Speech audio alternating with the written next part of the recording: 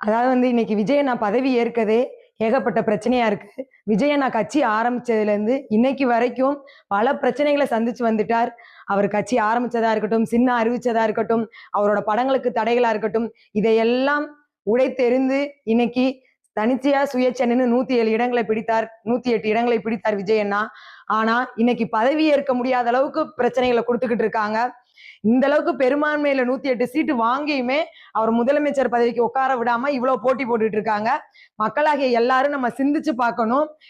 மத்தவங்க பெரும்பான்மையை காட்டிட்டோனே முதலமைச்சர்னு சொல்லி பதவி பிரமாணம் செஞ்சு வச்சாராங்க. ஆனா விஜய் அண்ணாவுக்கு மட்டும் ஏன் புது புது ரூல்ஸ் போடுறாங்கன்னு தெரியல. இதுவே விஜய் அண்ணா நேர்மைக்கான ஒரு எடுத்துக்காட்டுன்னு கூட சொல்லலாம். விஜய் ஆளுநரே 118 தொகுதி எப்படி நீ எம்எல்ஏக்களை ரெடி பண்ணி கொடுப்ப அப்படின்றத ஒரு எடுத்துக்காட்டா ஒரு கேள்வி கேட்டிருக்காருன்னா, அப்ப ஏன் 118 எம்எல்ஏ சேர மாட்டாங்கன்னா அவங்க முன்னாடியே முடிவு பண்ணிட்டாங்களா? அதாவது 2 எதிர்